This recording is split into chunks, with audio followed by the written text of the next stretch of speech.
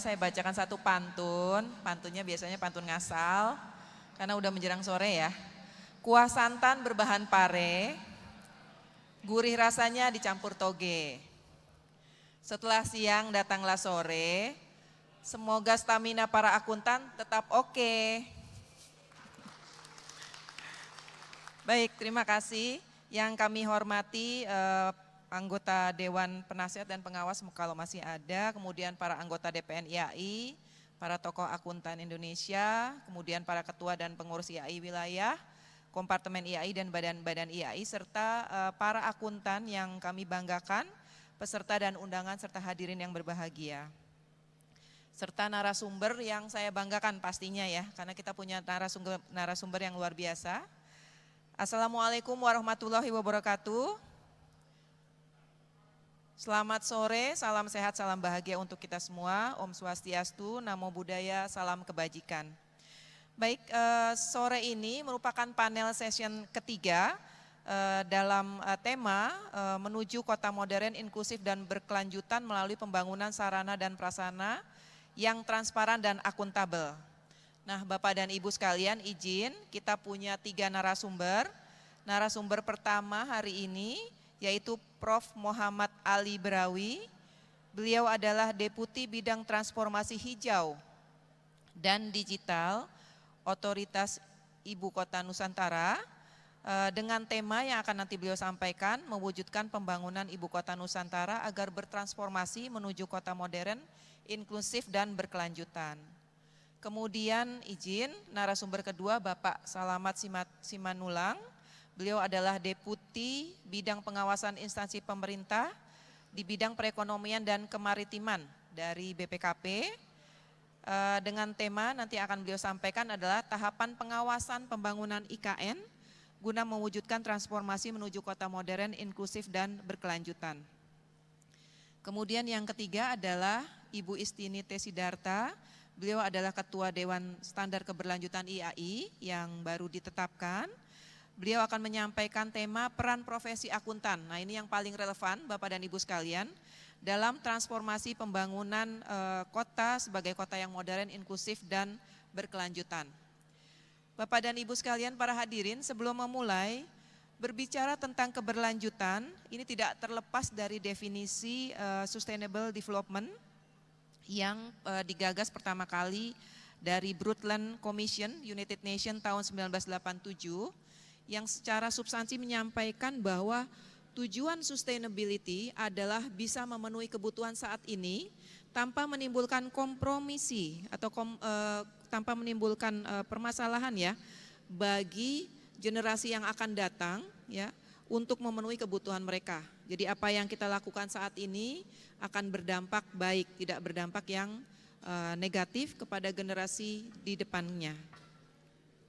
Baik, tadi kita sudah mendengar dari pagi ya Bapak dan Ibu sebagai reminder, panel 1 bicara tentang JRC, kemudian panel 2 pengelolaan dan pelaporan keuangan kinerja pemerintah, yang tadi banyak sekali penanyanya, ini sangat luar biasa. Dan untuk panel 3 kita akan berbicara sustainability dan peran masing-masing pihak. Nah, ini dari sisi penanggung jawab pembangunan, tentu saja juga yang nanti akan menyiapkan laporan keuangannya ya, yaitu nanti dari Prof. Ali Brawi, kemudian pengawas kegiatan pembangunan dan keuangan dari Pak Salamat dari BPKP, dan nanti dari standar setter dan peran akuntan dari Ibu Istini. Baik, nah ini pantun cinta dari kami berempat. Uang 1.000 beli ketupat, dibawa terbang sampai Jakarta. Dari 1.000 akuntan hebat, hanya hadirin yang kami cinta. Baik Bapak dan Ibu sekalian, tanpa memperpanjang waktu kami persilahkan Prof. Brawi mengawali, silahkan. Monggo mau berdiri, monggo.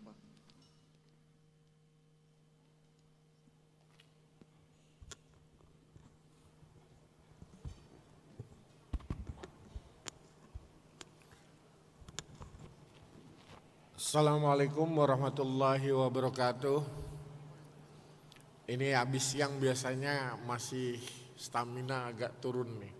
Saya ulangin lagi, Assalamualaikum warahmatullahi wabarakatuh. Ya, mantap. Selamat siang, salam sejahtera, Om Swastiastu, Namo Buddhaya, salam kebajikan. Yang saya hormati Bapak Ketua Umum Ikatan Akuntan Indonesia, para pengurus, Bapak Ibu narasumber, izinkan saya dalam waktu 15 menit seperti diminta moderator akan membahas tentang perencanaan dan progres pembangunan IKN kepada Bapak Ibu. Pertama-tama saya akan menyampaikan salam hangat dari Bapak Kepala Otorita Ibu Kota Nusantara, Bapak Profesor Bambang Susantono, dan mohon maaf atas ketidakhadirannya dikarenakan ada agenda penting lainnya secara bersamaan. Jadi Bapak Ibu, saya akan menjelaskan bagaimana IKN ini dibangun dan bagaimana peran serta nanti teman-teman di dalam pembangunan IKN. Pertama, IKN itu luasnya sekitar 324.000 hektar. Jadi yang belum pernah ke sana, luas IKN 324.000 termasuk luas wilayah laut, 256.000 luas daratan. Kalau saya compare dengan Jakarta, is about 4 times larger than Jakarta. 4 kali lipat. Ini daerah pembangunan IKN yang kemudian dibagi ke dalam 9 generator ekonomi. Di next slide, di 9 generator ekonomi ini mulai dari kawasan inti pusat pemerintahan sampai kepada kawasan industri high-tech, R&D, financial center, dan seterusnya. Nah, dari 9 generator ekonomi ini kemudian kita lihat bagaimana IKN dibangun dengan sustainability paradigm. Pertama Bapak Ibu, ada 5 prinsip yang mempengaruhi perencanaan dan pembangunan IKN. 5 prinsip itu, pertama, IKN dibangun sebagai kota yang green, resilient, dan sustainable. Kemudian IKN akan menjadi kota yang inklusif dan IKN akan menjadi kota cerdas. Bagaimana ini akan berpengaruh terhadap perencanaan dan pembangunan. Di next slide, untuk green, sustainable, dan resilient, maka 65% dari area IKN yang 256.000 tadi ini didedicated as tropical forest. Baseline-nya Bapak Ibu tidak sampai 65%. Oleh karenanya kita akan mengadakan reforestasi. Persemaian Mentawir oleh teman-teman KLHK ini digunakan untuk mensemai 15 juta bibit pohon per tahun. Karena perlunya reforestasi, mengembalikan kejayaan hutan tropis Kalimantan. 10% akan digunakan sebagai green area. Jadi city parks, food estate ini masuk ke area 10%. Dan hanya 25% yang akan dibangun sebagai urban built environment, daerah pembangunan. Next, kita punya program yang align dengan kampanye global. Pertama itu untuk climate change. Kemarin terakhir Bapak Kepala OIKN menyampaikan di acara COP28 hasil dari LDC atau Locally Determined Contribution Report IKN. Kemudian untuk biodiversity kita punya Nusantara Nature Positive Plan, dan untuk SDGs kita mengeluarkan Voluntary Local Review. Ini kampanye yang sejalan dengan Global Campaign. Di next slide kita juga memiliki komite ESG. Ini komite ESG kalau tingkat perusahaan sudah biasa, tapi kalau ini tingkatan kota ini baru pertama Bapak Ibu, di mana kita establish ketuanya Prof. Renal Kasali. Untuk memastikan proses ESG, Environment, Social, and Governance itu berjalan sesuai dengan kaidah-kaidahnya di IKN. Kemudian bicara di next slide, untuk kota cerdas, ada 3 hal yang akan dideliver di pembangunan IKN Bapak Ibu. Pertama hardware fisik, bangunan, jembatan, infrastruktur dasar, infrastruktur lainnya ini pasti akan dibangun. Karena ini menjadi prasyarat pembangunan kota. hardware di deliver. Kedua software, software itu pemanfaatan teknologi termasuk teknologi digital. Dan yang ketiga yang terpenting kami akan mendeliver brainware. Hardware, software, brainware, peningkatan kapasitas SDM dan bisnis entitas di IKN. Nah ini yang akan dideliver dan nanti akan keluar 6 sektor public domain services. Di antaranya di sini untuk membangun kota cerdas, kami membangun mulai dari layer pasif sampai kepada penyediaan aplikasi mulai dari smart governance kepada smart built environment. Di smart governance ini mulai dari digital identification registrasi keluar sampai kepada smart administration dan smart permit. Untuk smart transportation kita bicara pemanfaatan intelligent transportation system. Tahun depan akan diuji cobakan mulai dari urban air mobility atau sky taxi hingga ke autonomous vehicles. Jadi sistem transport di IKN yang pertama adalah pedestrian ways dan cyclist, jadi pejalan kaki dan pesepeda di arus utamakan baru masuk ke public transport, ini ke bus elektrik dan masuk kepada electric vehicles. Untuk menjaga net zero carbon city. Begitu juga di smart logistik, untuk smart living kita diskusi bagaimana mulai dari pollution control, monitoring biodiversity hingga early warning system. Kemudian untuk smart natural resources energy kita akan ada smart waste water management, smart water hingga pemanfaatan renewable energy. IKN ditargetkan tahun 2045 100% renewable energy. Tahun ini kita sudah mulai bangun 50 megawatt solar farm. Jadi kalau Bapak Ibu ke sana, Bapak Ibu akan lihat sedang dibangun solar farm 50 megawatt dan ini akan gradually dibangun renewable energy sources. Kemudian untuk smart industry, smart human resources, ini mulai dari platform SME, UMKM hingga kepada citizen service collaboration. Di sini juga Nusantara Digital Library akan dibangun untuk mengurangi kesenjangan fasilitas pendidikan di IKN. Kemudian untuk smart built environment infrastructure, pemanfaatan digital twin hingga kepada smart infrastruktur. Bapak Ibu, ini beberapa hal yang sudah kami hasilkan, antara lain roadmap untuk industri cerdas, pengembangan industri high-tech terkait dengan renewable energy, terkait dengan teknologi digital, dan terkait dengan farmasi. Kemudian kami juga telah mengeluarkan buku panduan gedung cerdas, jadi semua gedung yang akan dibangun di IKN adalah smart building. Versi bahasa Indonesia dan bahasa Inggris, Nusantara Smart Building Guideline ini menjadi inisiatif pertama tidak hanya di Indonesia maupun di dunia. Kami juga punya blueprint untuk Smart City dan Bapak Ibu bisa akses Montara, monitoring Nusantara melalui websitenya IKN. Kemudian untuk upaya-upaya yang kami lakukan pada masyarakat, kami sudah mengalihfungsikan rumah Bupati PPU kerjasama dengan PPU untuk menjadi rumah teknologi Nusantara. Jadi yang tadi kita membahas mulai dari smart living sampai kepada urban air mobility, teknologinya di display, di showcase di rumah teknologi. Jadi masyarakat sudah bisa mengetahui apa itu bangunan cerdas, bagaimana memonitoring energi, bagaimana punya urban air mobility, semuanya di display di rumah teknologi. Kemudian upaya pemberdayaan masyarakat, apa yang kami lakukan, satu desa di-upgrade menjadi desa digital dengan kerjasama dengan salah satu BUMN, literasi digital diberikan kepada siswa-siswa sekolah, kepada masyarakat, layanan publik pemerintahan desa juga sudah dilakukan di digital. Untuk masyarakat sendiri juga kami punya program pemberdayaan namanya Coding Mom, Coding Difabel dan Solar Mama.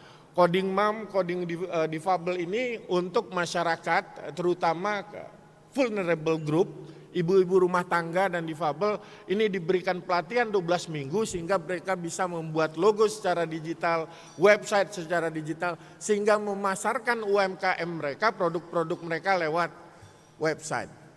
Kemudian untuk Solar Mama mereka di-train 12 minggu ini untuk bisa menghasilkan pemanfaatan lampu dari solar panel. Jadi bagaimana kami mengajak masyarakat lokal sebagai aktor pembangunan dengan melakukan reskilling, upskilling, empowerment program. Kemudian Bapak Ibu, untuk investasi snapshot saat ini ada sekitar 300 lebih letter of intent, keinginan untuk berpartisipasi dari perusahaan-perusahaan, di mana termasuk dari berbagai negara di dalam skop perusahaan sektoral tersebut. Jadi tidak hanya dari Indonesia, kita terima dari Amerika, Eropa, Cina, Korea Selatan, Jepang, Singapura, Malaysia, etc. Potensi investasi di kota cerdas termasuk mulai dari electric vehicle charging station, autonomous minibus sampai kepada multi utility tunnel. MUT ini tempat semua jaringan utilitas itu akan di bawah tanah. Jadi ada jaringan listrik, jaringan fiber optik, jaringan pipa, semua dalam satu bawah tanah. Next, progresnya untuk pengembangan infrastruktur di Istana Presiden sudah lebih dari 50%, Bapak Ibu. Di next slide juga bisa dilihat depan Presidential Palace.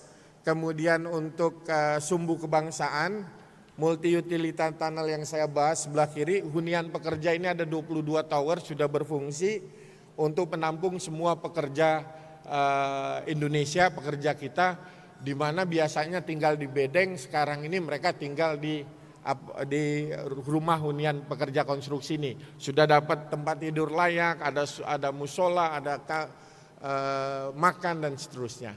Kemudian juga kita lihat bagaimana progres pengembangan di sebelah kiri itu perencanaan, sebelah kanan real progress di lapangan. Mudah-mudahan nanti Bapak Ibu bisa langsung ke sana biar bisa melihat bagaimana dalam senyap IKN terus melakukan pekerjaan pembangunan. Next, ini untuk bendungan Sepakus Moy sudah berfungsi 100%, di mana ini mampu menampung 10 juta meter kubik air. Ini mampu memenuhi kebutuhan air bagi IKN mau bahkan untuk Balikpapan. Dan ini target kita akan air yang akan di IKN itu airnya bukan air bersih saja, tapi sudah masuk ke air minum. Jadi Bapak Ibu nanti insya Allah sama seperti ke Australia, ke Inggris, dari dapur Bapak Ibu udah bisa langsung diminum airnya. Next. Ini rencana kita, IKN dibangun dalam 5 tahap sesuai amanat Renduk, rencana induk itu sampai ke 2045. Jadi tahap pertama yang akan kita deliver adalah 2022 ke 2024 dalam 2 tahun ini. Bagaimana nanti insya Allah upacara bendera akan dilakukan di IKN. Next, saya rasa hal tersebut yang bisa saya sampaikan Bapak Ibu. Semoga ini memberikan sedikit banyak informasi bagi Bapak Ibu. Terima kasih. Wassalamualaikum warahmatullahi wabarakatuh. Waalaikumsalam warahmatullahi wabarakatuh. Terima kasih Prof. Ali. Mohon maaf ini waktunya agak di squeeze ya, jadi agak lewat tadi Bapak dan Ibu karena memang kita kekurangan waktu ini untuk satu konsep. Baik, tadi dari Prof sudah menjelaskan bagaimana pengembangan kota yang baru dari sisi dengan penekanan green, resilience, sustainable dan juga kota cerdas. Di mana pemenuhan melalui satu perangkat tidak hanya softwarenya, hardwarenya, tapi juga brainware dan juga memastikan pemenuhan kebutuhan bagi penduduknya. Nah, berbicara mengenai kota modern dan juga transformasi dari kota modern dan sustainable ini, maka kita mulai berbicara pada masalah transparansi dan akuntabilitas. Nah, di sini hadir Pak Salamat yang akan menjelaskan peran dari APIP dalam melakukan satu pengawasan kegiatan pembangunan yang ada di dalam IKN. Monggo silakan Pak Slamet. Mau berdiri? Monggo silakan. Bapak Ibu izin nanti kalau untuk pertanyaan bisa menggunakan aplikasi IAI Lounge atau nanti kita akan juga ada yang pertanyaan terbuka. Terima kasih. Silakan Pak. Assalamualaikum warahmatullahi wabarakatuh. Selamat sore, Om Swastiastu, Namo Buddhaya, salam kebajikan. Yang saya hormati Dewan Pengurus Ikatan Akuntan Indonesia, para hadirin yang hadir bersama kita pada sore hari ini, dan terutama Ibu Moderator dan teman-teman narasumber. Izinkan kami pada kesempatan ini menyampaikan sekilas tentang pengawasan yang dilakukan oleh BPKP dalam rangka mengawal pembangunan ibu kota negara yang saat ini sedang pada tahap-tahap puncak pembangunan yang berjalan di Penajam Pasir Utara. Sesuai dengan waktu yang diberikan, mudah-mudahan nanti materinya cukup ya, karena waktunya cuma sekitar 15 menit. Yang berikutnya adalah saya menyampaikan permohonan maaf Pak Kepala BPKP, Pak Muhammad Yusuf Pateh. Seyogianya beliau yang diundang sebetulnya untuk hadir pada kesempatan ini, namun karena kesibukan beliau sehingga kemudian menugaskan saya untuk menyampaikan materi yang beliau sudah persiapkan. Jadi pada kesempatan ini kami akan menyampaikan materi yang sudah beliau persiapkan tadinya. Oke, lanjut. Oke. Pengawalan yang kami lakukan terhadap pembangunan ibu kota negara sebetulnya kami terjemahkan melalui pesan-pesan yang beberapa kesempatan disampaikan oleh Pak Jokowi. Yang pertama adalah ada rakor pengawasan internal yang dilakukan pada tahun 2021. Salah satu poin yang ditekankan Pak Presiden pada kesempatan itu adalah pengawasan itu jangan terlambat. Harus bisa mencegah jangan sampai terjadi kesalahan baru fungsi pengawasannya turun. Itu yang utama yang diinginkan oleh Pak Presiden, bahwa pengawasan harus datang lebih awal sehingga kesalahan-kesalahan yang tidak perlu bisa kita mitigasi sedini mungkin. Yang berikutnya yang beliau pesankan juga adalah bagaimana supaya program-program pemerintah ini berjalan efektif sesuai dengan apa yang direncanakan oleh pemerintah. Kemudian pada tahun 2023 beliau juga menyampaikan bahwa setiap rupiah yang dibelanjakan oleh pemerintah, baik itu melalui APBN, APBD maupun anggaran-anggaran di badan-badan usaha milik negara, itu harus betul-betul memberikan manfaat untuk kesejahteraan bangsa dan negara kita. Jadi ada pergeseran paradigma yang diusung oleh Pak Jokowi yang tadinya money follow function, yang kemudian digeser paradigmanya menjadi money follow programs.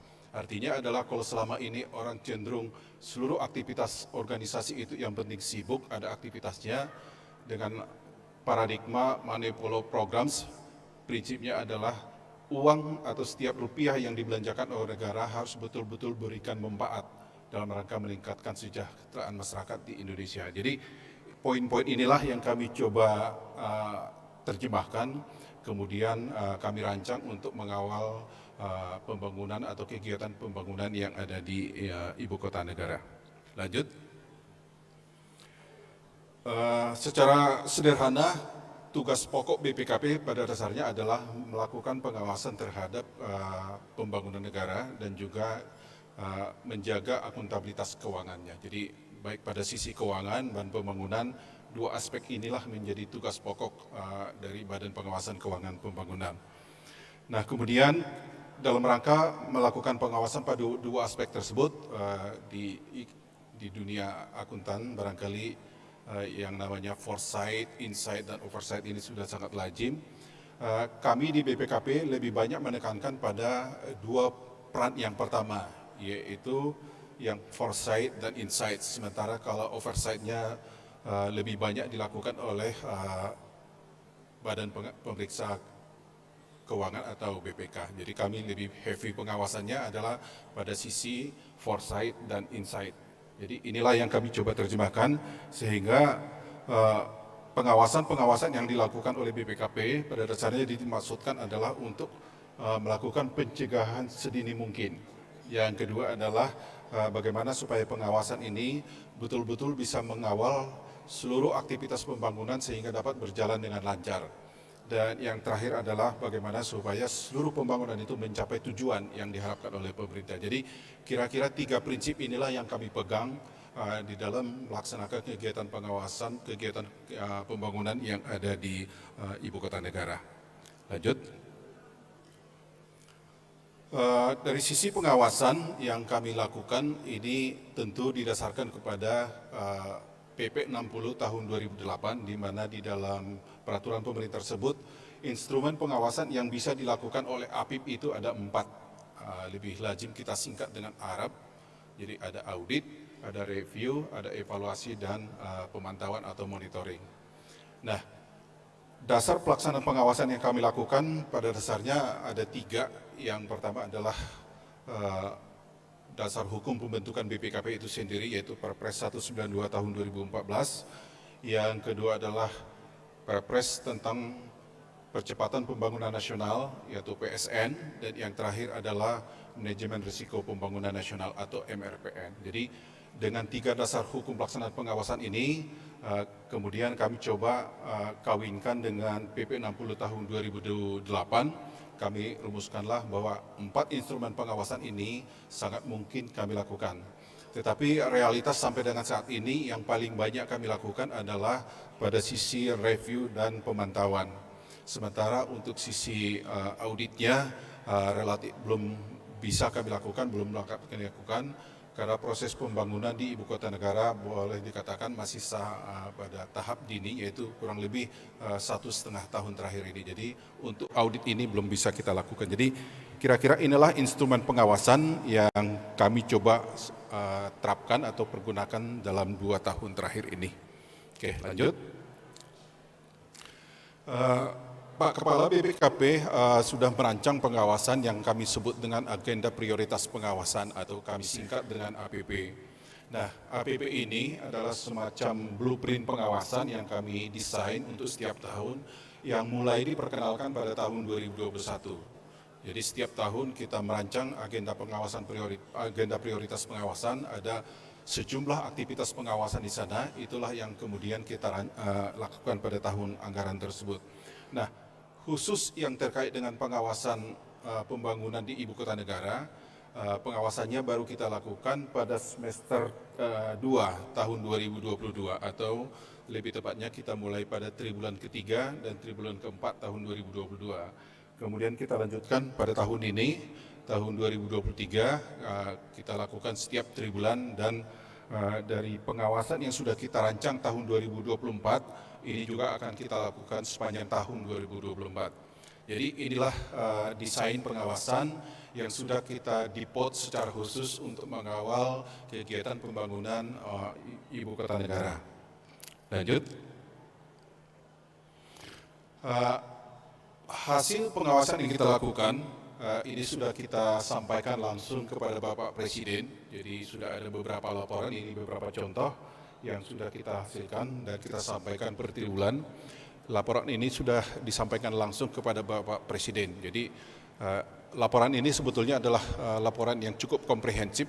Nah, salah satu aspek di dalam laporan ini adalah terkait dengan pengawasan pembangunan ibu kota negara. Jadi kira-kira seperti itu dinamika pengawasan yang kami lakukan sampai dengan saat ini. Lanjut. Khusus tahun 2024, desain pengawasan yang sudah kita bangun kurang lebih seperti ini. Ada satu hal yang agak berbeda dengan pengawasan sebelumnya, yaitu adanya Perpres 39 tahun 2023. Mungkin di antara Bapak Ibu ada yang pernah mendengar barangkali di negeri kita ini sedang dimulai konsep implementasi manajemen risiko pada sektor pemerintah, yaitu manajemen risiko pembangunan nasional. Sebetulnya kalau MRPN ini secara khusus adalah untuk melihat pembangunan yang sifatnya lintas sektor. Jadi berbeda dengan manajemen risiko pada umumnya. Kalau khusus MRPN ini adalah melihat kendala-kendala atau risiko-risiko untuk satu pembangunan di mana pelaksanaan pembangunan itu melibatkan multi organisasi atau kita sebut lintas sektoral. Nah, dalam konteks pembangunan ibu kota negara ini, kita memasukkan aspek tersebut, yaitu manajemen risiko lintas sektor tadi atau MRPN, sehingga ini akan menjadi ikut mewarnai kegiatan pengawasan yang akan kita lakukan di tahun 2024 nanti. Jadi dari sisi desain yang sudah coba kita bangun, kira-kira di tahun 2024 nanti, informasi yang akan kita capture dan kemudian akan kita laporkan ke Bapak Presiden adalah terkait dengan kebijakan yang terkait dengan ibu kota negara seperti apa. Yang kedua adalah ketepatan perencanaan dan implementasinya. Yang ketiga adalah efektivitas pelaksanaan tugas OIKN, jadi tempatnya Pak Prof. Nanti akan kita lihat bagaimana kegiatan-kegiatan operasional yang dilakukan. Yang berikutnya adalah dari sisi pembiayaan pembangunan. karena pembangunan ibu kota negara ini boleh dikatakan heavy pembangunannya bukan pada APBN, tetapi akan dana-dana yang bersumber dari kerjasama pemerintah dan badan usaha atau KPBU. Yang berikutnya adalah efektivitas kelembagaan, terus kesiapan pemindahan kegiatan pemerintah di tahun 2024 yang rencananya upacara hari ulang tahun kemerdekaan Republik Indonesia nanti akan dilakukan di sana pada 17 Agustus tahun 2024. Dan yang berikutnya adalah akuntabilitas keuangan dan kinerja dan beberapa rekomendasi yang mungkin akan kita sampaikan kepada Presiden dan pimpinan otoritas ibu kota negara. Jadi kira-kira inilah desain pengawasan yang sudah coba kita rancang pada tahun 2023 ini yang akan kita lakukan tahun 2024 nanti. Oke, lanjut. Secara garis besar, seperti saya sampaikan tadi, pengawasan yang kami lakukan sudah mulai kita rancang atau implementasikan mulai semester 2 tahun 2022, kemudian kita lanjutkan pada tahun 2023. Nah, secara garis besar, pengawasan yang kita lakukan ini kami bagi sekitar 8 aspek. Yang pertama adalah masih terkait dengan tata ruang. Tata ruang menjadi salah satu isu yang kita coba cermati di sana. Yang kedua adalah masalah pembebasan lahan, karena berdasarkan pengalaman kita selama ini, lahan ini selalu menjadi masalah di dalam konteks pembangunan nasional. Jadi contoh misalnya ketika kita melakukan pembangunan PSN, pembangunan proyek-proyek strategis nasional, isu yang sangat menonjol itu adalah masalah lahan. Dan bukan saja isu masalah akuntabilitas perolehannya yang menjadi masalah, tetapi terkait juga akuntabilitas keuangan menjadi isu di dalam pembahasan lahan selama ini. Yang aspek ketiga yang akan kami coba lihat adalah pembangunan infrastruktur itu sendiri, yang notabene sekarang ini tahap-tahap puncak pembangunan infrastruktur, di mana heavy atau unit yang bertanggung jawab terhadap pembangunan inilah Kementerian PU. Kami sangat intens berkomunikasi dengan Kementerian PU, terutama dengan Inspektorat Jenderal yang ada di Kementerian PUPR dan beberapa unit Direktorat Jenderal yang ada di Kementerian PU. Yang berikutnya kami coba akan awasi juga adalah terkait dengan SDM, yaitu pemindahan ASN nanti ke ibu kota negara dan kaitannya dengan kesiapan infrastruktur dalam rangka pelaksanaan tugas pemerintahan di ibu kota negara nanti. Yang aspek kelima adalah aspek sarana dan prasarana, yaitu sarana-sarana, contoh misalnya masalah jalan, energi, air bersih, kesehatan dan seterusnya. Yang berikutnya adalah terkait dengan bagaimana menarik investor-investor untuk ikut melakukan investasi di ibu kota negara. Jadi bidang investasi juga menjadi salah satu hal yang akan kami lihat nantinya. Terkait juga dengan kelembagaan, lembaga-lembaga terutama barangkali di sana nanti adalah OIKN-nya sendiri. Nah, OIKN ini agak unik. OIKN ini adalah kategori organisasi pemerintah daerah Pemda khusus. Kehususannya ini bukan saja karena mengelola ibu kota negara, tetapi juga kalau kita baca undang-undangnya ternyata fungsi-fungsi kedaerahan pun ada di sana. Jadi ada beberapa belas fungsi daerah itu diserahkan kepada OIKN. Jadi kalau kita lihat di Pemda gitu ya, beberapa fungsi dasar yang dilaksanakan oleh Pemda itu operasionalnya diserahkan kepada OPD, organisasi pemerintah daerah. Nah ini juga nanti di OIKN mungkin masih harus akan dicarikan bentuk seperti apa. Apakah mengikuti Pemda yang konvensional, akan ada OPD atau seperti apa nantinya, atau mungkin melekat di kedeputian, bisa jadi. Tapi ini nanti saya kira masih akan dirancang lagi dari sisi aspek kelembagaannya. Yang berikutnya adalah dari sisi tentunya adalah manajemen risiko.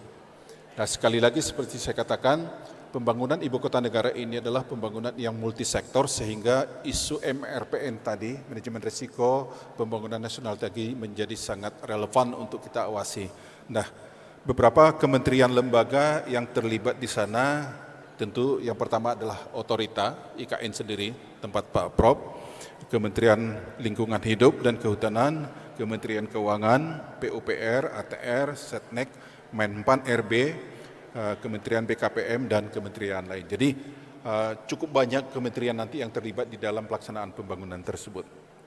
Oke, lanjut.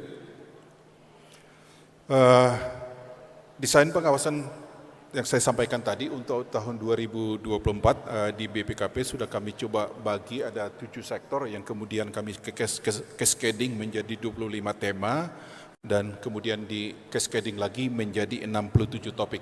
Jadi inilah desain pengawasan yang sudah kita bangun. Nah, khusus pembangunan ibu kota negara ini masuk pada sektor pembangunan infrastruktur dan konektivitas. Jadi di sana nanti muatannya seluruh kegiatan pembangunan yang ada di ibu kota negara akan kita masukkan bagian dari pengawasan. Lanjut.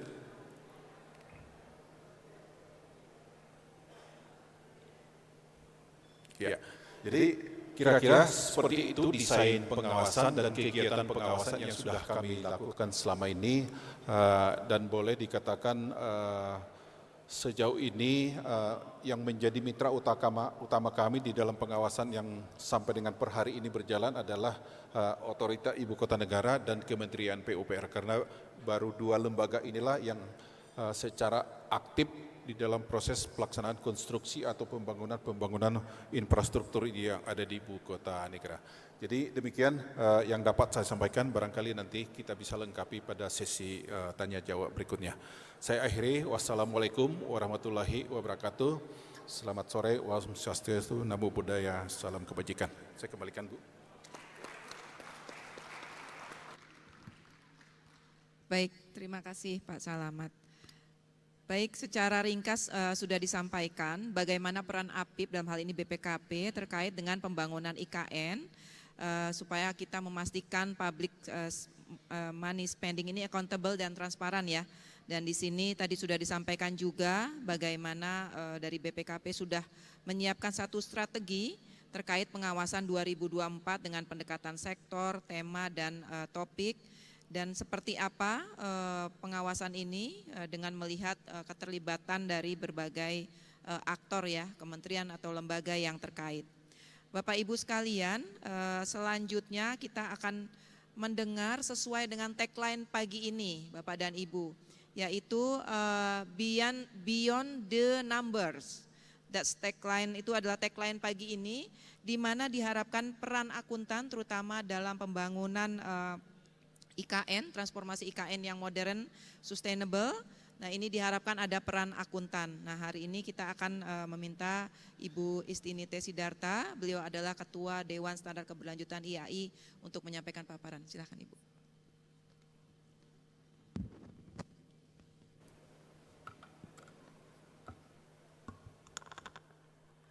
Selamat sore, salam sejahtera untuk kita semua. Assalamualaikum warahmatullahi wabarakatuh. Shalom, Om Swastiastu, Namo Buddhaya, salam kebajikan. Terima kasih untuk kesempatan yang diberikan kepada saya pada hari ini. Pertama-tama nanti ini slide next.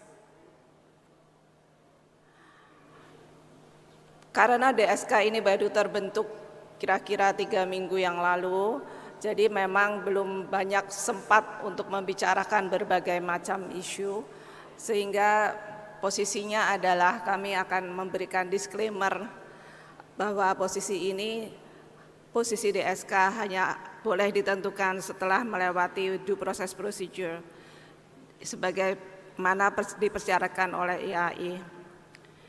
Nah, saya akan membahas sebetulnya peran akuntan itu apa. Pada saat ini, akuntan itu memiliki berbagai peran, terutama untuk menganalisa transaksi akun, laporan keuangan, dokumen, dan lainnya, untuk mengaudit aktivitas operasi, menyiapkan perhitungan dan pelaporan perpajakan, merekomendasikan area untuk penghematan biaya dan area efisiensi, menyiapkan anggaran dan memonitor anggaran, seperti tadi sudah dijelaskan dalam sesi yang kedua, dan juga melakukan analisa risiko dan menyiapkan proyeksi keuangan. Nah, dengan adanya standar keberlanjutan, sebetulnya akuntan itu mendapat peran tambahan di masa mendatang. Masih sama seperti peran tradisionalnya, tetapi tambahannya adalah metrik pengukuran yang digunakan itu nanti termasuk metrik pengukuran non finansial, ya. Dan juga harus bisa menjelaskan hubungan antara metrik non finansial itu apa sih, ujung-ujungnya ke finansialnya seperti apa. Jadi hubungannya, konektivitasnya ini harus jelas. Karena itu di dunia internasional juga sudah muncul adanya standar keberlanjutan. Next. ISSB sudah menerbitkan IFRS S1 dan S2 pada bulan Juni 2023. Tanggal efektifnya adalah 1 Januari 2024. Pada saat ini di Indonesia belum diputuskan adanya standar keberlanjutan untuk entitas-entitas. Ada juga POJK 51 tahun 2017 tentang penyusutan laporan keberlanjutan. Kalau ini dibandingkan dengan standar internasional, biasanya standar yang digunakan adalah GRI.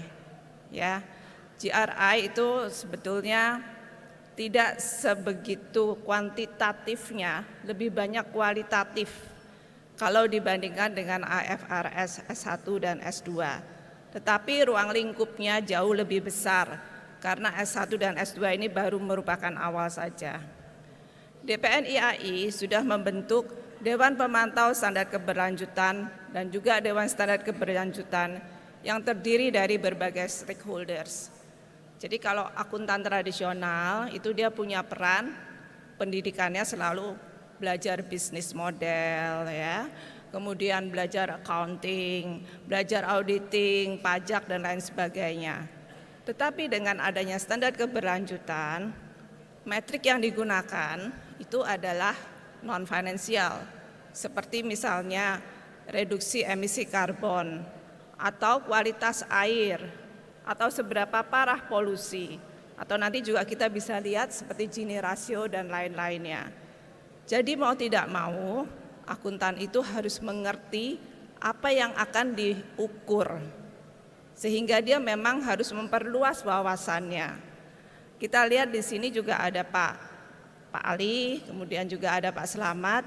Pak Ali ini yang jelas dia adalah profesor di bidang engineering, transformasi hijau. Kalau accounting mungkin dia pikir, wah itu sih bagian pembukuan aja ya Pak ya. Begitu ya. Jadi memang kita perlu memperluas wawasan sebagai akuntan, pergi ke wawasan-wawasan lainnya. Termasuk juga nanti seperti pengukuran dari biodiversity, itu membutuhkan ahli-ahli biologi maupun ahli-ahli lingkungan dan juga iklim. Kebanyakan memang insinyur dari berbagai macam bidang. Nah, kita juga mengharapkan adanya penyeimbangan antara kebutuhan pengungkapan berkelanjutan ini untuk mendapatkan pendanaan internasional atau bahkan hanya untuk dapat melakukan transaksi internasional. Kenapa? Kalau kita lihat di sini sekarang kadang-kadang ekspor barang saja di sebelah sana tidak diterima. Mengapa? Oh, tidak memenuhi standar keberlanjutan. Berapa sebetulnya yang misalkan dihasilkan dengan cara menebang hutan atau menggunakan sumber energi yang tidak sustainable. Jadi itu mulai dihitung semua di dunia internasional. Nah, DSK ini bersama dengan Dewan Pemantau juga dan DPN harus mencoba menyeimbangkan antara tuntutan internasional karena kita hidup di dunia internasional dan kesiapan entitas di Indonesia untuk mengungkapkan praktek keberlanjutannya. Enggak mudah karena seringkali kalau kita lihat juga di dalam kenyataannya, sebetulnya cara menghitung reduksi emisi karbon itu seperti apa? Kalau ditanya rata-rata perusahaan ngerti enggak? Jawabnya sebetulnya tidak semudah itu. Mungkin ada bagian-bagian yang mengerti, tetapi secara keseluruhan tidak ada atau belum ada. Next. Jadi ini sudah dijelaskan sebagian. Pengungkapan keberlanjutan itu penting karena pembiayaan internasional dikaitkan dengan penerapan praktek berkelanjutan, bahkan transaksi internasional juga. Kemudian terdapat perkembangan antara pasar karbon nasional dan internasional. Ini cukup penting karena ya kalau akuntan kita bicara ujung-ujungnya duit, pasar karbon itu merupakan produk baru yang bisa diperjualbelikan. Kemudian ada juga aturan pajak karbon. Mau nggak mau kan harus ada dasarnya, dihitung berapa emisi karbon, sudah memenuhi standarnya atau belum. Dan yang terakhir adalah komitmen Indonesia sebagai negara untuk pengurangan emisi karbon berdasarkan Paris Agreement. Jadi ini nanti memang ujung-ujungnya dihitung 2030 apakah target tercapai atau tidak. Nah, pengungkapan keberlanjutan sesuai dengan IFRS S1. Yang pertama, ruang lingkupnya, entitas pelapor adalah sama dengan entitas yang melaporkan laporan keuangan. Nah, kalau kita nanti bandingkan di Badan Otorita IKN, ini adalah berarti entitasnya adalah Otorita IKN-nya. Ya. Hal yang harus diungkapkan ada 4, tata kelola, strategi keberlanjutan, manajemen risiko keberlanjutan, maupun metrik atau unit pengukuran dan target keberlanjutan. Sebagai akuntan yang handal, kita harus mengerti karakter bisnis entitas yang menjadi tanggung jawab akuntan. Jadi di sini kalau kita bicara soal risiko, baik itu risiko usaha ataupun risiko keberlanjutan ataupun risiko operasi, kita harus mengerti risiko mana sih yang sebetulnya tinggi? Aspek apa yang menjadi kunci sukses utama entitas tersebut? Ya. Kemudian pengaruh eksternalnya apa? Internalnya apa kelemahan maupun kekuatannya? Sehingga kita atau SWOT analysis ya, sehingga kita bisa mengerti apa yang dihadapi entitas tersebut. Dan kemudian juga strategi entitas untuk mencapai objektif eksistensinya. Next.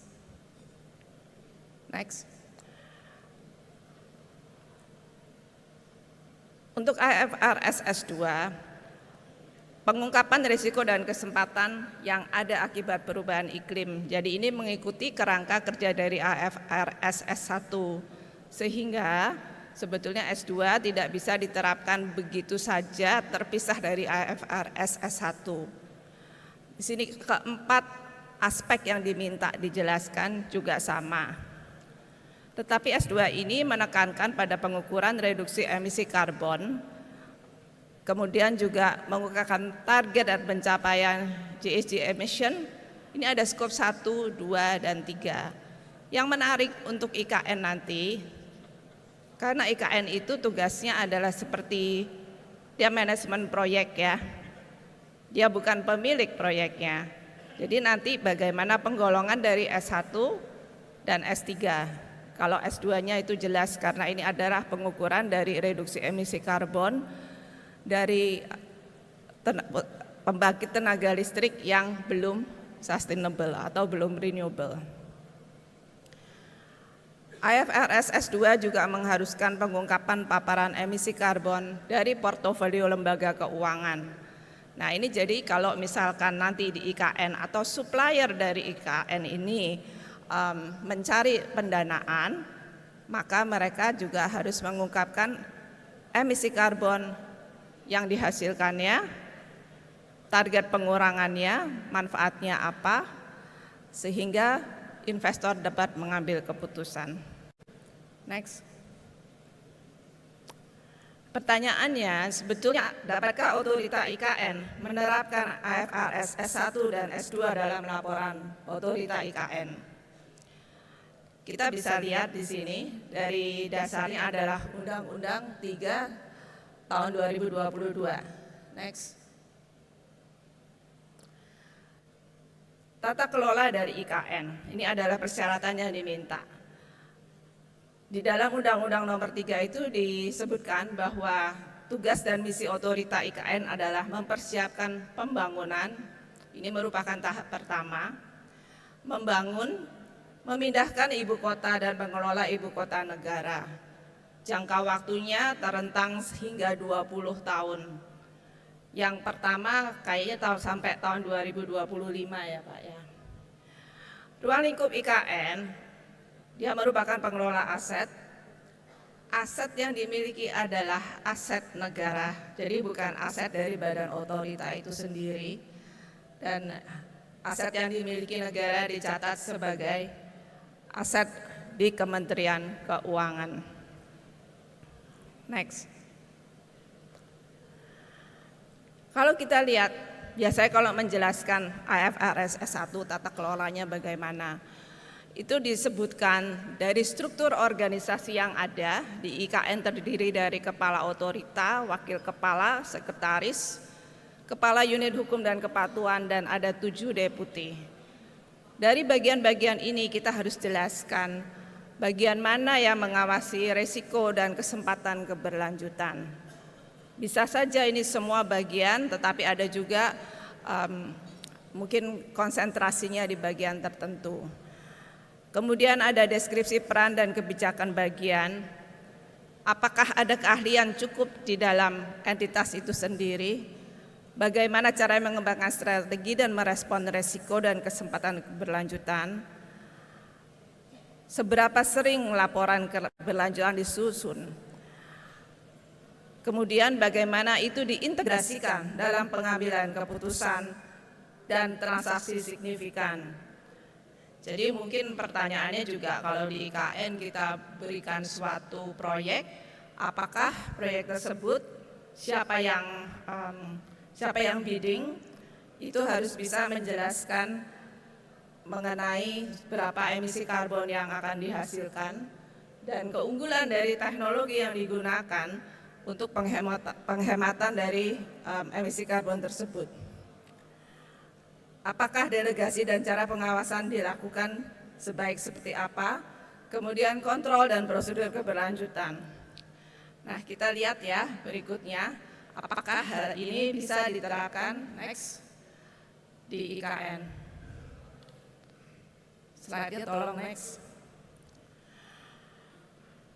Untuk strategi, risiko dan kesempatan dalam penerapan keberlanjutan, ini harus dijelaskan untuk efek jangka pendek, menengah, dan jangka panjang terhadap bisnis model rantai pasok, strategi entitas dan pengambilan keputusan, laporan posisi keuangan, prestasi keuangan, dan arus kas. Nah, ini yang agak sulit dijelaskan karena sudah menjelaskan hubungannya. Jadi misalkan kalau kita bangun itu dengan teknologi apa adanya, dibandingkan dengan teknologi yang sudah maju, itu berapa sebetulnya emisi karbon yang bisa dihemat. Ketahanan dari strategi entitas dan bisnis model terhadap risiko keberlanjutan. Maksudnya apa? Jadi di sini sebetulnya ada ada dua, nanti kita jelaskan lebih lanjutkan ini IFRS S2 ya. Jadi coba kita lihat dulu strategi IKN-nya. Visi IKN adalah identitas nasional, cerdas, hijau, indah, dan keberlanjutan.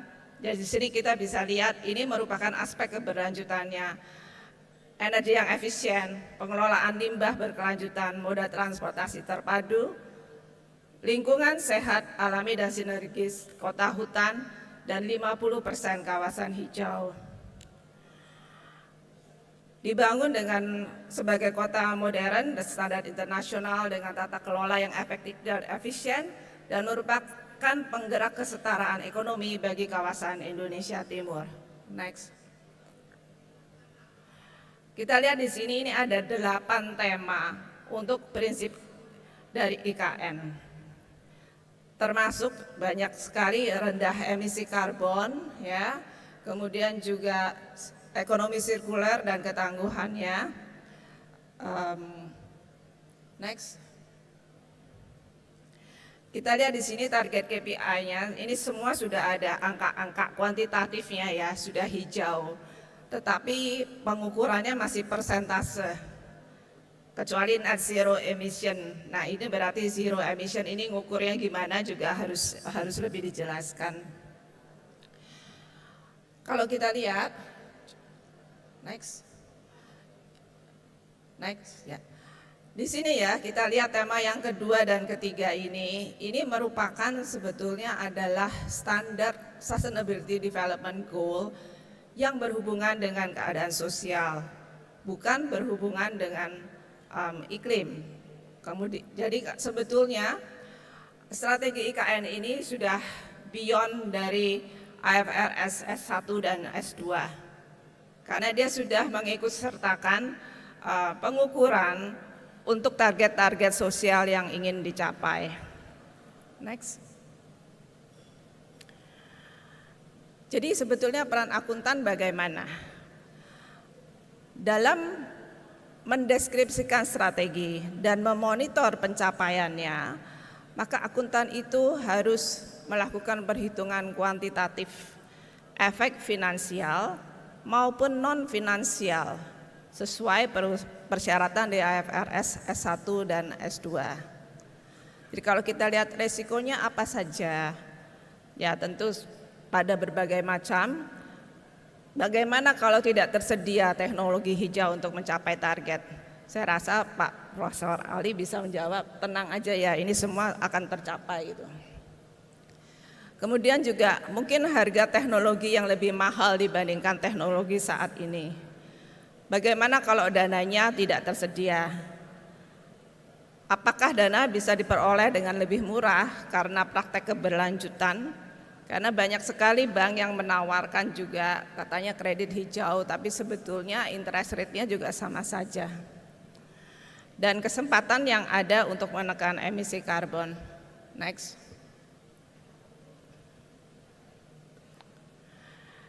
Manajemen risiko tadi sudah dijelaskan juga oleh Profesor Ali. Bagaimana mengidentifikasi, menilai, memprioritaskan dan memonitor risiko iklim. Terus adakah sistem perhitungan efek risiko iklim? Misalnya emisi karbon dari pembangunan IKN. Tentu saja pertama-tama memang hutan itu harus di clear dulu ya. Jadi ditebang, jadi itu sudah menimbulkan emisi karbon. Tentu saja dengan penghijauan kembali, ditanam, ditata lagi, itu butuh waktu untuk pohonnya tumbuh kembali sehingga di situ tetap bagaimanapun ada risiko transisi di mana emisi karbon itu akan bertambah karena kegiatan pembangunan, itu merupakan risiko inherent. Terus bagaimana tahapan integrasi penilaian dan pengelolaan risiko keberlanjutan diintegrasikan ke pengelolaan risiko entitas secara keseluruhan. Saya nggak tahu apakah di IKN sudah pernah dihitung berapa sih sebetulnya emisi karbon yang akan dihasilkan karena proses pembangunan ini sendiri. Kemudian menjelaskan sistem dan prosedur pengelolaan risiko entitas. Tadi kalau saya lihat dari penjelasan Pak Slamet, ada sebetulnya sudah ada sistem dan prosedur untuk mengelola risiko entitas itu, termasuk juga risiko pengawasannya. Next. Jadi disclosure keempat yang diminta adalah metrik yang digunakan untuk mengukur dan memonitor. Kita bisa lihat semua yang hijau-hijau itu merupakan metrik pengukuran. Tapi kalau kita lihat ya, misalkan 80% perjalanan dengan transportasi publik atau mobilitas aktif. Bagaimana cara menghitung 80%-nya? Dasarnya apa? Apakah seluruh transportasi misalkan berapa kilometer dikali jumlah orang yang ada di kota tersebut? Ya, berarti 80%-nya pakai kendaraan umum. 20%-nya berarti yang punya mobil pribadi itu hanya sedikit sekali. Jadi walaupun di sini kelihatannya sudah ditentukan target KPI-nya dengan kuantitatif, Tapi pertanyaannya adalah bagaimana cara perhitungannya, kemudian dasarnya apa. Next. Untuk IFRS S2 sebetulnya ada dua macam risiko, yaitu risiko fisik dan risiko transisi. Risiko fisik ini adalah risiko dari banjir, longsor, kekeringan, naiknya permukaan air laut maupun kenaikan suhu. Jadi kalau kenaikan suhu biasanya mungkin pertaniannya panennya gagal, banjir juga panennya gagal, kemungkinan juga ada kebakaran hutan, itu harus dipertimbangkan semua jika akan terjadi. Pengungkapannya yang diminta oleh IFRS S2 adalah skenario untuk analisa ketahanan iklim, penekanan pada metrik GHG skop 1, 2, dan 3. Jadi kalau skop 1 ini adalah emisi karbon yang dihasilkan oleh operasi perusahaan sendiri, S2 adalah emisi karbon yang dihasilkan oleh pembangkit tenaga listrik yang digunakan oleh entitas, dan skop 3 adalah emisi karbon yang dihasilkan oleh para vendor supplier dari entitas. Apakah ada target internal untuk GHG? Tadi ada persentase pengurangan reduksi emisi karbon, tetapi pertanyaannya adalah sudah dihitung baseline-nya atau belum? Kemudian adakah harga karbon internal? Dan perhitungan di sini diminta sesuai dengan GHG Protocol Standards atau standar yang ditentukan pemerintah. Jadi sebetulnya IKN karena itu adalah merupakan lembaga pemerintah, tentu saja pemerintah dapat menentukan sendiri standar yang digunakan. Dan sebetulnya ini di KLH pun sebetulnya sudah ada cara perhitungannya. Next. Kesimpulannya, pada masa yang akan datang, akan ada perluasan peran akuntan. Beyond the numbers, tetapi termasuk juga cara menjelaskan konektivitas dari angka-angka yang non-finansial menjadi efek finansialnya. Menjelaskan dengan supaya mudah dimengerti mengenai strategi, sistem, dan lain sebagainya. Ini udah nggak sabar, jadinya udah langsung diakhiri saja. Baik, kalau begitu sampai di sini mudah-mudahan stamina tetap terjaga, nggak ngantuk juga. Dan terima kasih untuk waktu yang diberikan.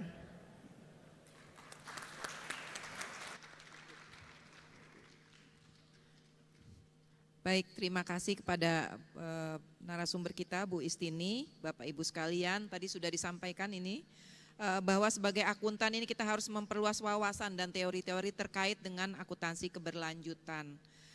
Kemudian juga terkait dengan IKN, ini artinya untuk pelaporannya ini sudah beyond IFRS 1 and 2. Jadi kalau tadi Pak Prof. Ali menyampaikan terkait dengan proyek IKN-nya, kemudian dari Pak Salamat menyampaikan strategi pengawasannya, dari Bu Istini menyampaikan peran akuntan, dan juga standar setter ini terkait dengan pelaporan keberlanjutan. Ini tekanannya luar biasa sih sebenarnya Prof. Ali. Tapi buat kami para akuntan juga luar biasa, karena memang ini sudah beyond IFRS 1 dan 2 ya. Baik Bapak dan Ibu sekalian, saya tahu biasanya kalau kita akuntan selalu memulai dari bukti, jurnal, buku besar, baru sampai ke pelaporan keuangan. Tadi kita mendengar yang disampaikan oleh para narasumber, itu adalah laporan keuangannya, substansinya. Sekarang saya kembali ke buktinya, saya ingin membacakan CV para narasumber.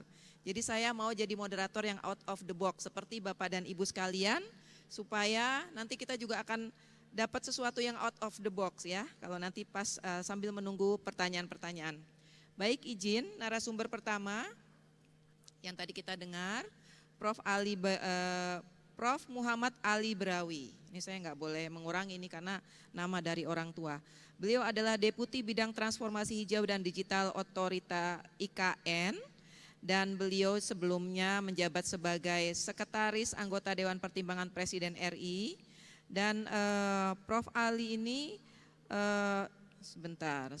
beliau adalah juga guru besar di Fakultas Teknik Universitas Indonesia, dan banyak juga sebagai visiting scholar di beberapa universitas dunia. Bapak dan Ibu bisa melihat. Kemudian beliau juga merupakan Ketua Umum Asosiasi Dosen Indonesia dan juga Direktur ASEAN University Network, serta Ketua Working Group for Smart City in Association of Pacific Rim University. Jadi banyak sekali jabatannya, karena itu tadi paparannya sangat luar biasa, Bapak dan Ibu. Mohon maaf ini tadi saya kurang juga ya waktunya Prof. Ali ya. Baik, narasumber kedua, Bapak Salamat Simanulang, CA. Beliau menjabat sebagai Deputi, baik next ya. Pak Salamat Simanulang, beliau sebagai Deputi Kepala BPKP Bidang Pengawasan Instansi Pemerintah Bidang Perekonomian dan Kemaritiman. Nah, sebelumnya beliau menjabat sebagai Kepala Perwakilan BPKP Provinsi Jawa Tengah dan juga Direktur Pengawasan BK dan Reformasi Birokrasi BPKP. Beliau adalah tamatan D3 dan 4 STAN, kemudian melanjutkan S2 di Monash University, Australia. Baik, yang ini adalah Ibu cantik kita, Bu Istini. Nah ini tadi luar biasa Bu, saya juga sampai pusing, ini ternyata banyak PR-nya sebagai akuntan ya. Baik, Ibu Istini Tesidarta adalah Ketua Dewan Standar Keberlanjutan IAI yang kita baru ditetapkan. Dan di samping itu beliau menjabat sebagai Komisaris dan Komite Keberlanjutan di PT Austindo Nusantara Jaya. Di sini beliau terlibat di dalam menyusun strategi keberlanjutan dan juga memimpin implementasi keberlanjutan. Nah, beliau, Bu Istini, meraih sarjananya dari Universitas Indonesia dan MBA dari University of California, Los Angeles. Baik Bapak dan Ibu, itu adalah narasumber kita, 3 narasumber yang luar biasa. Selanjutnya, apakah sudah ada pertanyaan?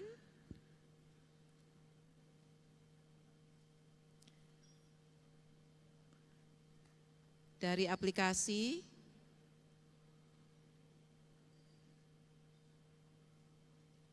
Kalau oke. Oh, oke. Baik. Pertanyaan dari aplikasi tidak ada ya. Kita mulai dari yang langsung dulu, menunggu. Silahkan Bapak dan Ibu. Ada 1, 2, nanti tolong sebutkan nama dan pertanyaannya. Tolong mic-nya. Saya tidak lihat lagi di sisi kiri, sisi kanan. Silahkan grup tengah. Mohon disebutkan nama Pak, singkat saja pertanyaannya. Terima kasih.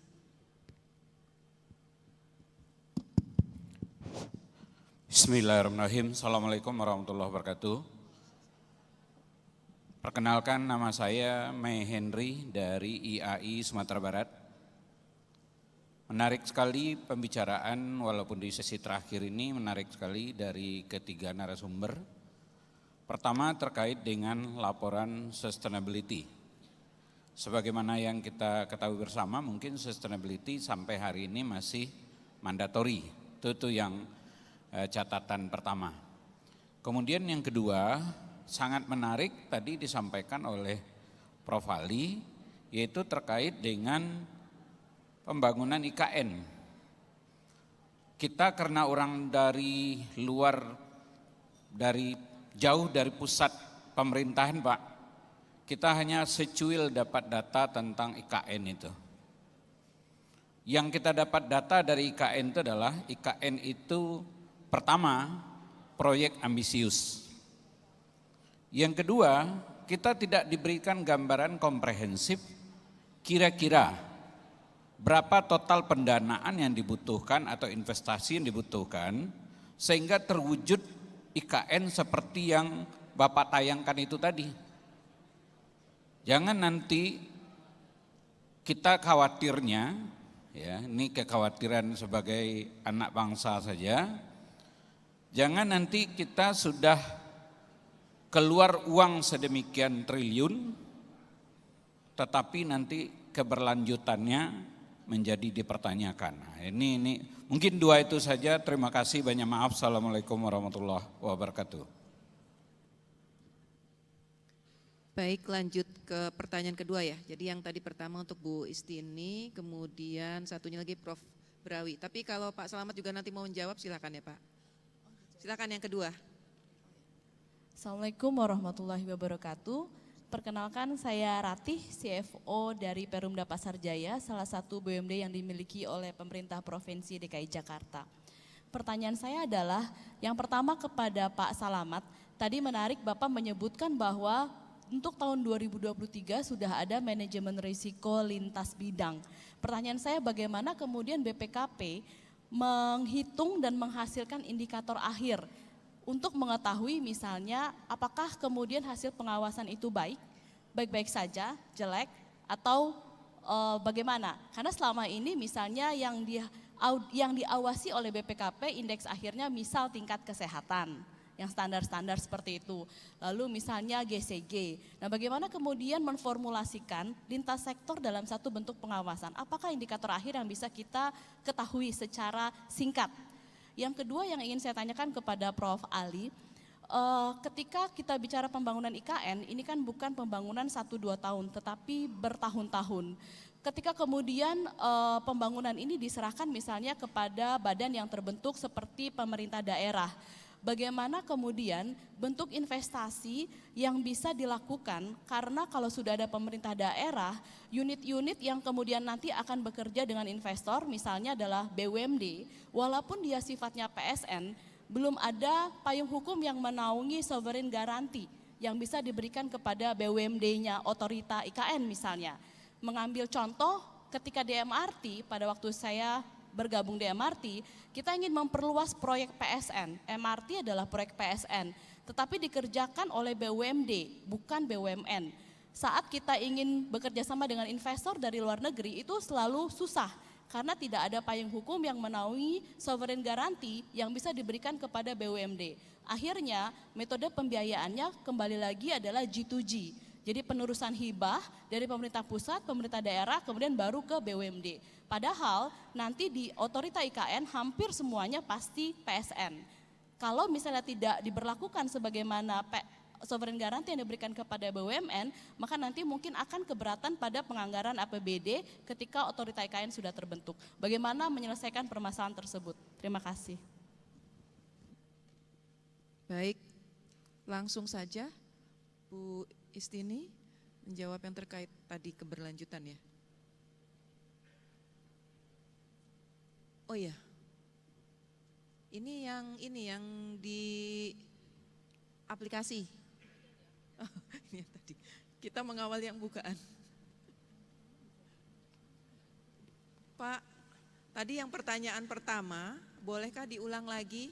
Soalnya tadi agak ini ya, ada feedback suaranya. Izin. Untuk yang pertanyaan pertama, kalau yang pertanyaan kedua tadi Prof. Ali, clear ya Prof. Ali?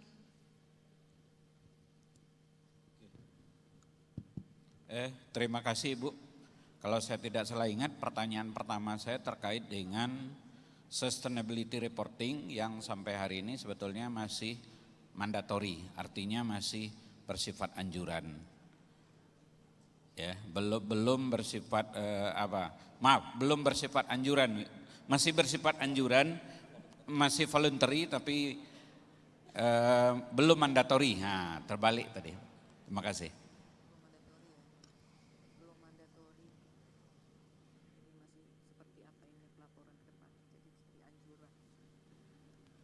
Sampai sekarang pun Pak, sebetulnya yang sudah diresmikan di dunia internasional itu kan baru 2, IFRS S1 dan S2 ya. Tapi IFRS S1 dan S2 sendiri itu istilahnya tidak ada keharusan untuk mengadopsi. Jadi tergantung negara masing-masing mau adopsi penuh atau tidak. Yang jelas trennya sudah mengarah ke sana.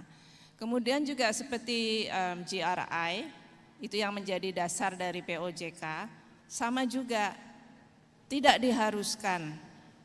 Jadi itu baru menjadi mandat pada saat negara mengadopsi berdasarkan suatu regulasi. Nah dalam hal ini tentu saja nanti tergantung IAI dan tentu saja harus bekerja sama dengan pemerintah. Karena standar keberlanjutan ini kan istilahnya bukan urusan keuangan saja ya, bukan standar keuangan, tapi merupakan berbagai macam standar yang sebetulnya di luar kompetensi dari akuntan tradisional. Jadi makanya kita harus memperluas wawasan. Biasanya tuh auditor-auditor juga bisa datang dari background yang lain, terutama dari engineering. Jadi kalau audit soal keberlanjutan itu banyakkan malahan dari engineering atau dari environmental studies. Jadi ini nanti semua harus digabungkan jadi satu supaya terintegrasi.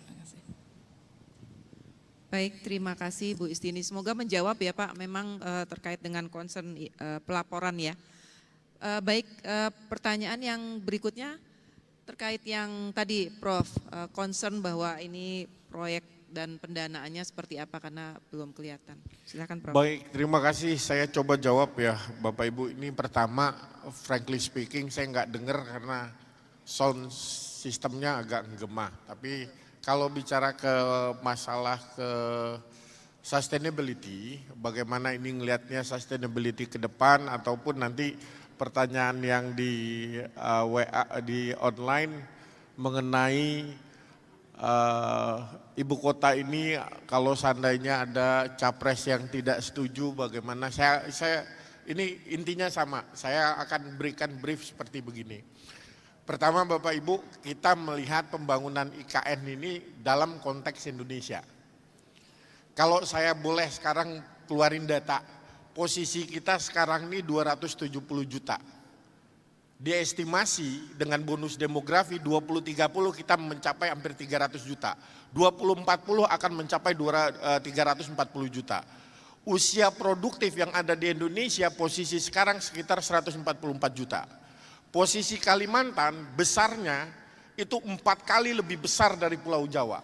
Penduduknya hanya 11% compare dengan Pulau Jawa. Kalau we are do nothing,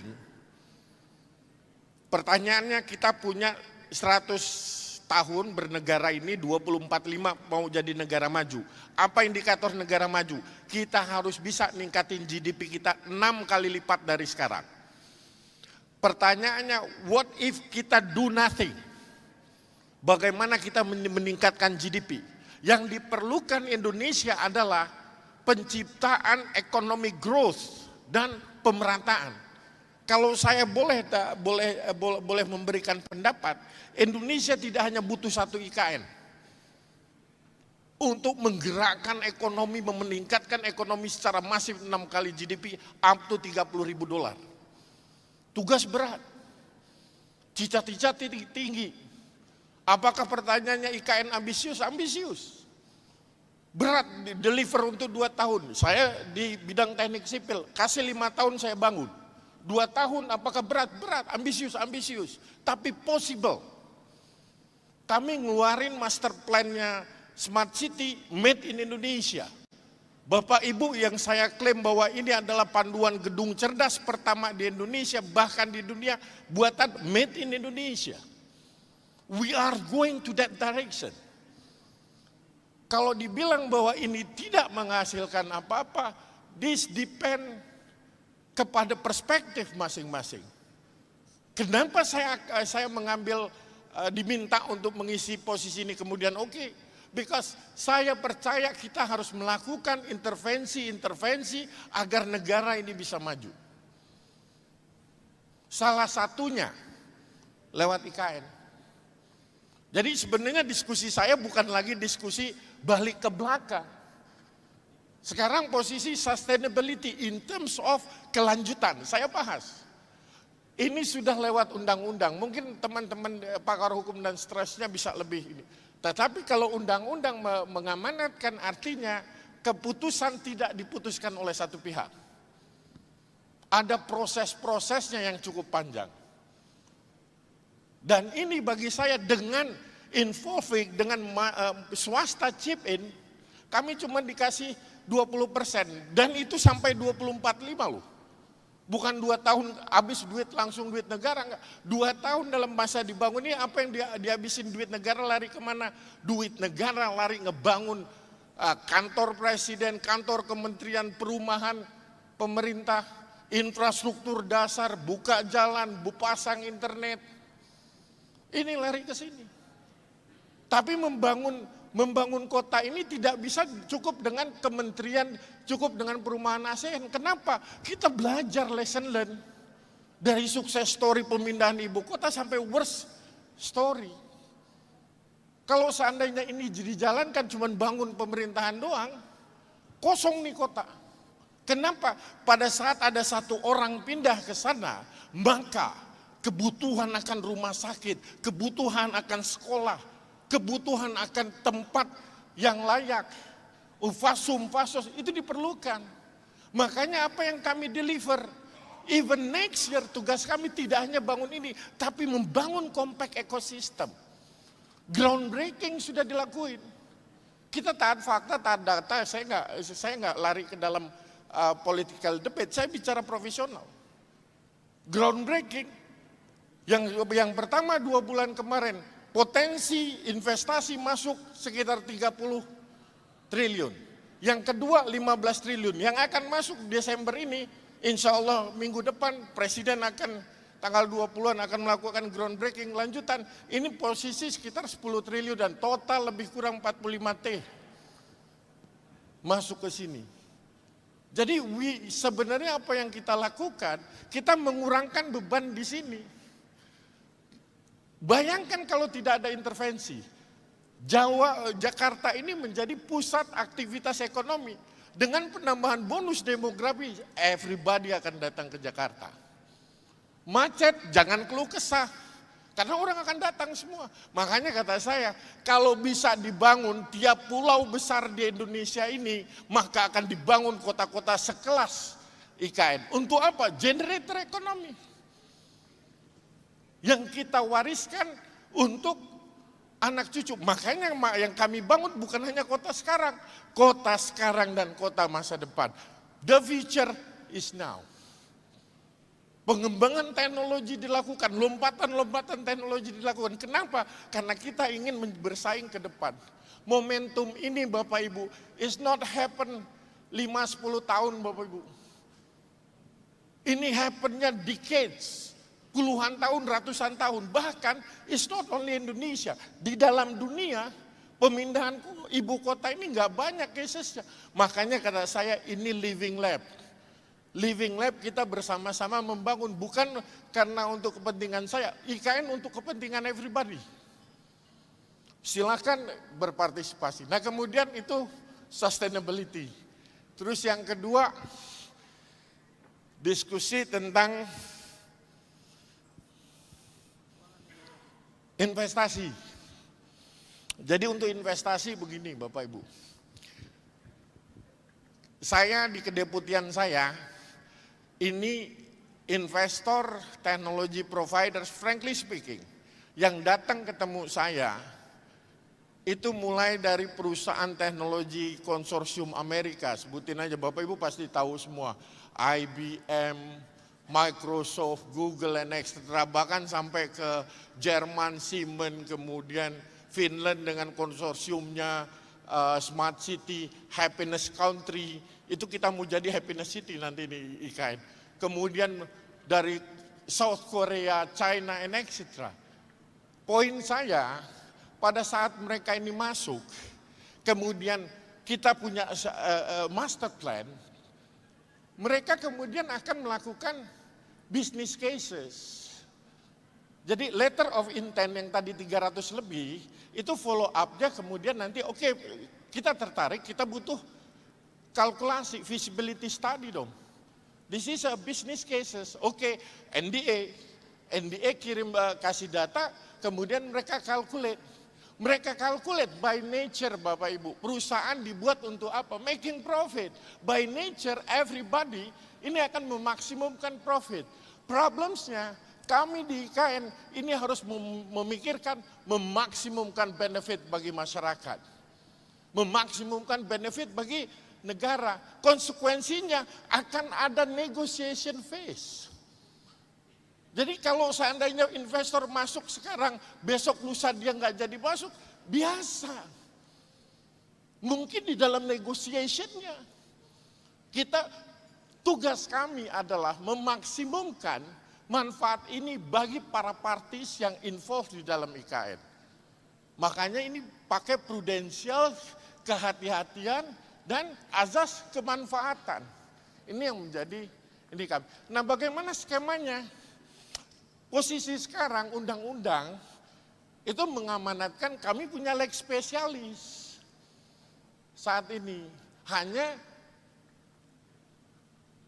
kewenangan absolut yang ada di pemerintahan pusat.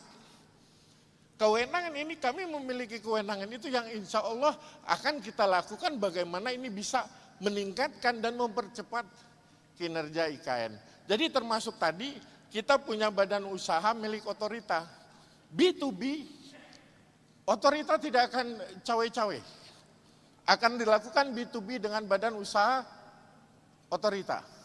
Kami di level otorita ini bicara tentang policy, bicara tentang meregulate. Jadi skema investasi di swasta bisa melalui investasi murni, bisa melalui KPBU, dan bahkan kami juga mengundang crowdfunding, creative financing untuk masuk. Jadi semua pola ini akan dilakukan bagaimana menarik investasi dengan azas tadi menghasilkan manfaat paling optimum bagi negara dan bagi masyarakat.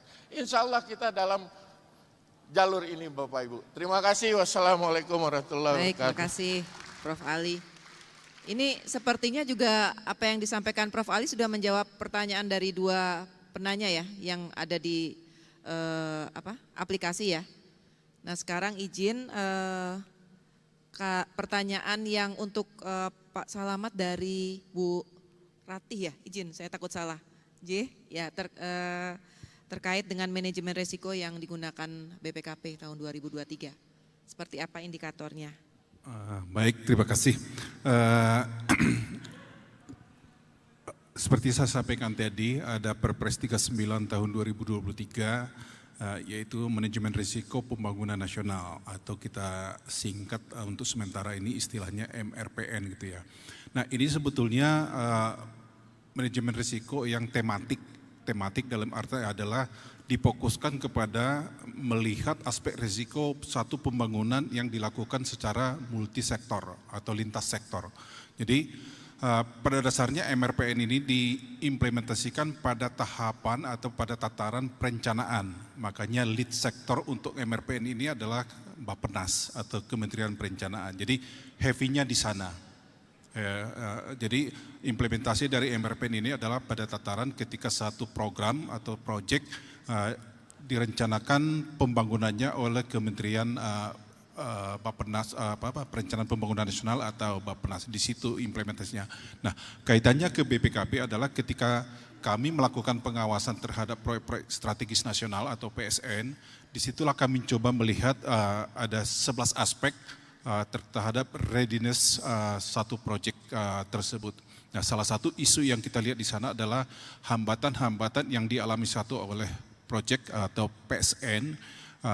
Kira-kira apa saja yang menghambat sehingga proses pembangunannya tidak sesuai dengan progres yang diharapkan oleh pemerintah. Kira-kira seperti itu yang terkait dengan MRPN yang sedang ini baru masih tahap pengenalan ya, karena baru terbit kira-kira 3 bulan yang lalu. Nah kalau nggak salah tadi pertanyaannya masalah indikator keberhasilan ya. Bagaimana mengukur keberhasilan audit kurang lebih gitu ya. Kalau ini mungkin kita kembali ke kampus nih. Maksud saya adalah waktu dulu kita di kampus ketika kita bicara keberhasilan auditor itu apa? Apakah jumlah temuan yang kita temukan ketika kita ngaudit, atau sebaliknya, apakah jumlahnya semakin banyak temuan itu adalah auditor berhasil, atau sebaliknya ketika tidak ada temuan apakah itu indikator keberhasilan auditor. Nah saya kira ini adalah yang sulit dijawab gitu ya. Cuma kalau dari pengalaman kita selama ini, kalau kami sih melihatnya gini, jika di dalam pelaksanaan pembangunan itu tidak ada masalah, katakanlah ketika kita mengawal satu PSN gitu ya, PSN itu bisa dieksekusi sesuai dengan timeline yang sudah dibangun oleh pemerintah, saya kira itulah indikator keberhasilan yang bisa kita persepsikan untuk sementara. Walaupun itu barangkali indikator yang tidak ada referensinya. Tetapi untuk sementara kami memanai seperti itu, jika satu katakanlah kementerian atau Pemda lah katakan misalnya setelah kita bantu dari sisi penataan akuntansinya, kemudian mendapatkan opini UETP dari BPK, saya kira itulah salah satu indikator yang bisa kita jadikan sejauh mana keberhasilan kita di dalam melakukan pengawalan terhadap akuntabilitas atau tata kelola organisasi tersebut. Saya kira demikian jawaban singkat yang saya dapat berikan. Terima kasih. Terima kasih Pak Salamat, semoga menjawab. Bapak Ibu, ini ada pertanyaan yang dari aplikasi kepada 10 speaker, seluruh speaker tolong ditampilkan. Yang pertama terkait dengan paparan terkait IKN, apakah program ini sudah ada sosialisasi ke seluruh daerah? Mungkin ini ke Prof. Barawi terkait dengan sosialisasi IKN. Kalau dari Bu Istini terkait dengan sustainability, kemudian kalau Pak Salamat terkait dengan apakah untuk strategi pengawasan IKN ini juga sudah ada sosialisasi dari masing-masing peran ya. Kemudian yang pertanyaan kedua, apakah IKN ini mengusung konsep megapolitan seperti Jabotabek atau gerbang Kertosusilo. Nah ini tadi Prof. Barawi sudah menjelaskan, mungkin nanti singkat Prof. Dengan segala fasilitas yang disebutkan, karena tadi dijelaskan oleh Prof. terkait inclusiveness, apakah memang ada nanti bagaimana ada tempat nggak untuk masyarakat berpenghasilan rendah gitu. Monggo Prof. Barawi dulu, nanti Bu Istini, baru Pak Salamat ya.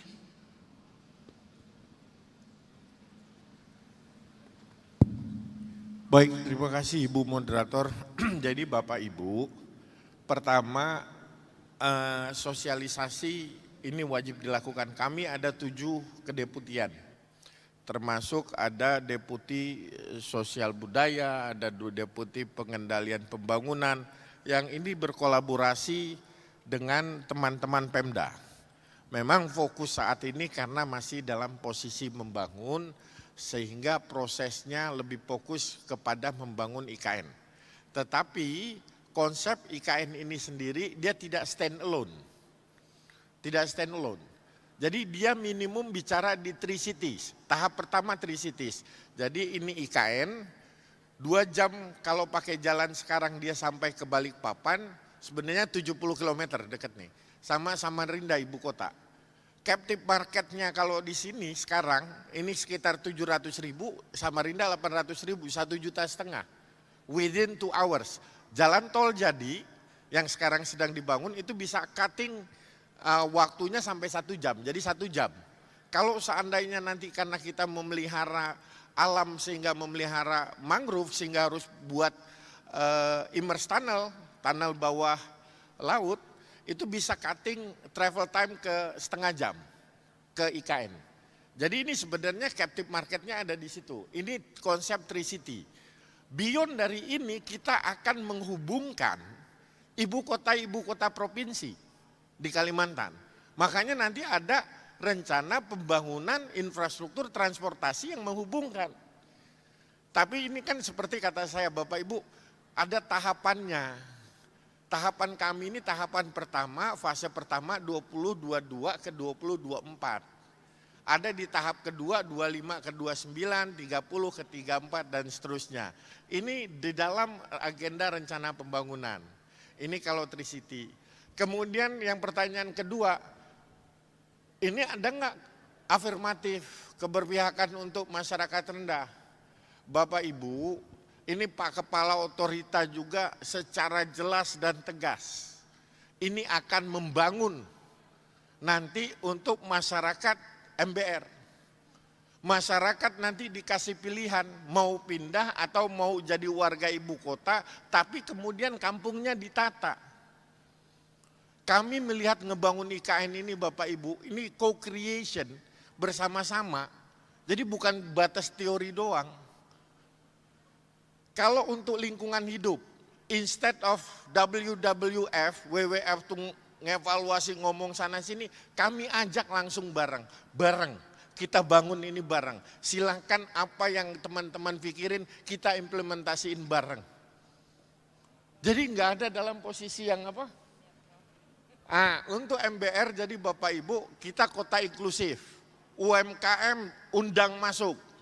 Kemudian masyarakat MBR, masyarakat berpenghasilan rendah akan dibangun perumahannya. Selama saya di sana insya Allah kita satu tujuan Bapak Ibu. Terima kasih. Wassalamualaikum. Waalaikumsalam warahmatullahi wabarakatuh. Makasih Prof. Barawi. Ini mungkin dengan Bu Istini dan Pak Salamat karena waktunya habis. Kita akhiri Bapak dan Ibu sekalian tadi terkait memang diskusi kita hari ini memang accountant harus see beyond the number ya, benar-benar tidak bisa kuantitatif tapi kualitatif sudah mulai masuk, kita perlu memperluas wawasan. Mohon maaf atas waktunya, ini agak lewat. Nah saya akan akhiri dengan sebuah pantun, anak rusa ke pematang, induknya pergi hampir hilang. Cakep. Tak terasa petang sudah menjelang, Cakep. usai rapat kerja, yuk kita nonton lenong. Cakep. Terima kasih, wassalamualaikum warahmatullahi wabarakatuh.